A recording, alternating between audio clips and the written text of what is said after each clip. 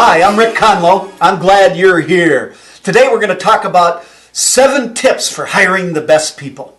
You know, the best managers always have the best people. But one of the things I've noticed lately in corporate America is that a lot of managers are taken out of the hiring process. They have recruiters and all these people to help them with the selection process, and they're not as involved as they have been in the past. And I want to say to you, you need to be involved. You need to interview your own people. You need to be in the process of selecting your team. Because you get to know them, they get to know you, and it sets up high performance through that hiring process. We're going to look at 3 things here quickly today. Understand the effects of a bad hire. We're going to look at what an ideal candidate does, and then I'll give you those 7 tips. How does that sound? Good. Let's get into it. All right, so 5 common problems with the selection. We hire too quickly. Important information is missed. We misinterpret information. We have biases and stereotypes, and we have the halo horn effect. So it's like this, we got a hole. We know we're missing a person. We got to get somebody. It's like first person that can breathe, and let's get them on the team, right? No, we need to take the time, and we need to go through a good interview process. I always recommend at least 3 interviews. Yourself, other people on your team, outside person, maybe it's someone from the HR department helping out. So make sure we don't misinterpret information and that our own biases and stereotypes don't get in the way. We all have them. For example, we may be real stickler on being on time, and the person comes 3 minutes late and we're going, oh, can't hire this person. Hey, with the traffic in most cities today, you can be late even when you leave early. It can happen like that. And the halo horn effect is sometimes we allow one thing, good or bad, affect our whole decision. And if we have other people involved in our hiring problems or process, it won't be a problem. So, better hiring affects the bottom line. And you'll see here that there's lots of things it can improve on. Of course, you reduce turnover, improve morale, improve teamwork, improve productivity, improve your time management. You don't have to be hiring all the time, so you can invest your time in other priorities. Improve the quality of your training, increase profit and customer satisfaction. Lots of research to back this all up. I want to share one with you that we came across, the company we worked with.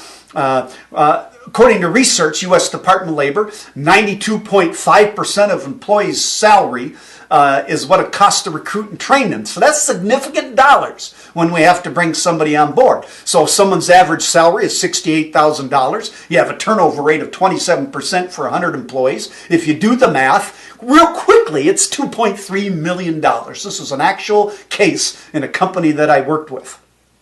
So that's how much. Now, if you can reduce that from 27% down to 17% or 15%, you're saving real dollars on the bottom line. And then the other thing is, if you've got a department where there's a revolving door, and by the way, if you have a revolving door in a department, it's a sign of a leadership problem. You may have to look at what you're doing and the impact it has on the team. It could also be a sign that you're not paying enough for the market. So you got to consider both of those. But it affects productivity and customer service and morale of the team when you have turnover. So anyway, that's quickly to look at those kinds of things. Now, the ideal candidate. What do you want to look for in someone? Now, I come up with these items here only from experience. I've hired lots of people over the years in sales and management and service. And, the number one thing you want to look for is job match. Do they have the experience and the background that you're looking for in this position? And of course, you got to know that. You got to do your homework. They've shown a pattern in past performance that they excel. They do a good job. Past performance is a good predictor, in most cases, not all, for future performance. Have they shown achievement, won awards, accomplished things, achieved goals? Can they show you that on the application and resume? Does it also show a work ethic? For example, maybe they worked 2 jobs once in their career. They went to college, worked part-time, earned their way through. Or maybe in the interview process they say, well, I put in 60 hours to get this done, and here's what I did. Do they ask you good questions? Yes, you're going to ask them good questions, but do they have some for you? Now, I had one candidate that had 52 questions for me. That was way too many. He didn't get the job. And then do they come out and say, I want it? Do they somehow say they really want to work you? They've done their homework. They know about your business. And then some people get a little wary of this, the personal characteristics. And it's how they answer a question. It's their timeliness. It's their manners. It's their communication. how they, describe working with others. Are they critical or are they diplomatic and constructive? You see what I'm saying about this? That's what I'm looking at here. I often say when you wouldn't mind having them over for family dinner. That's just a thought in your mind to be able to keep in track of. So anyway, here's a few things to consider related to looking at the ideal candidate. So now, what are the interviewing tips? Number one, be prepared. You got to do your homework. Review the job description. Make sure you know what you want this person to accomplish the first 90 days. Should be a goal and some action steps.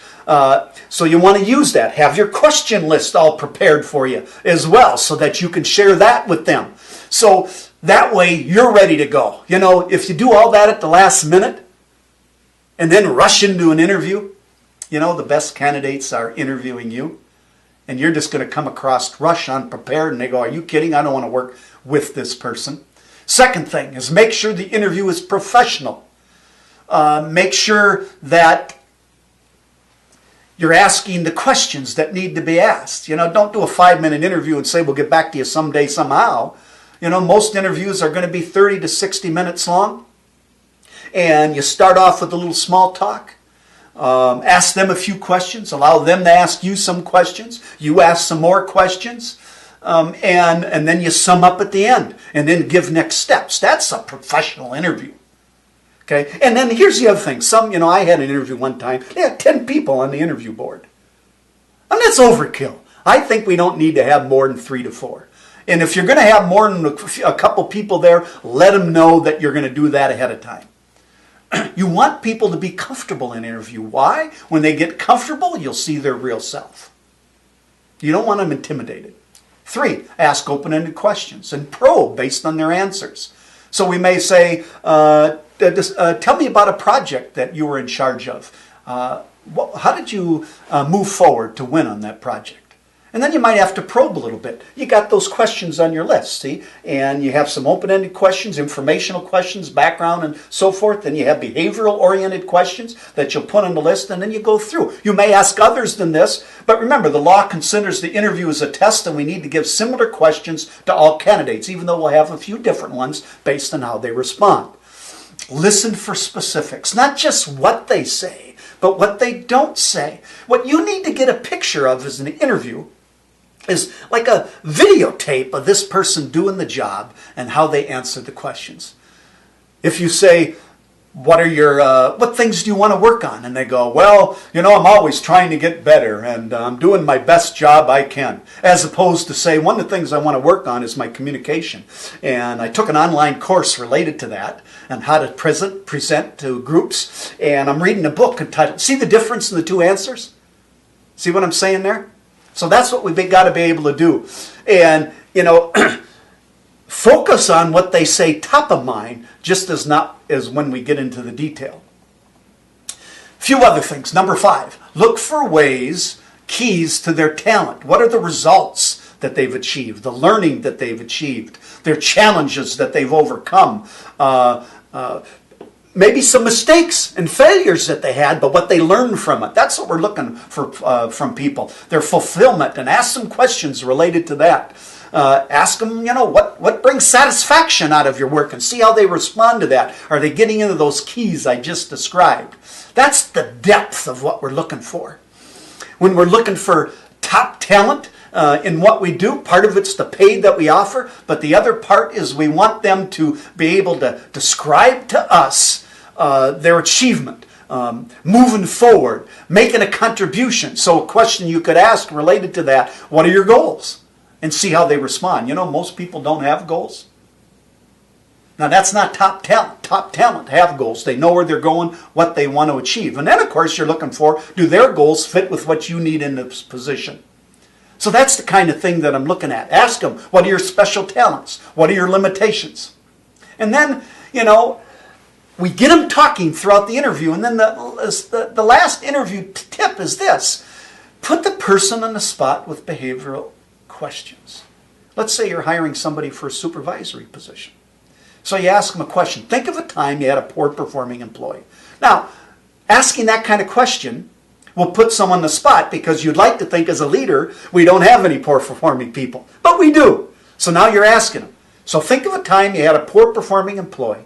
How did you handle that, and what was the outcome? That's a behavioral question. So now, based on their answer, we should be able to see how they can handle that based on their answer. And they either know it or they don't. They can't fake that.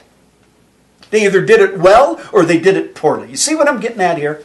These 7 tips, as we focus on our relationship with people in the interview, can help us identify the best talent and make a better decision in terms of what we do.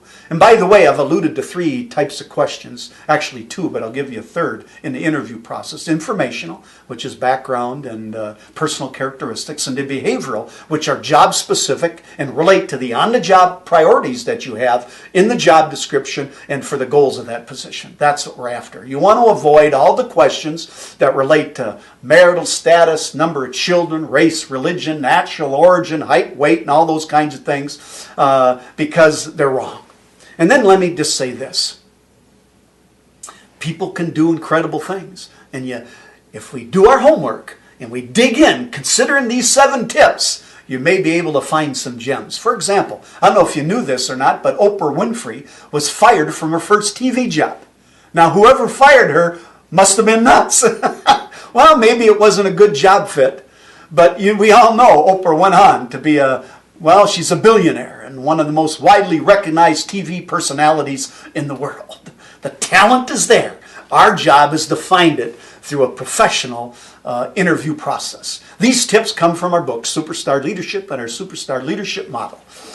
I have this dream that soars on golden wings. I visualize your achievement and your legacy that sings. I do not know all about your awesome goals or your persistent effort to raise the bar. I only know that you're the best, a superstar. Thanks for coming.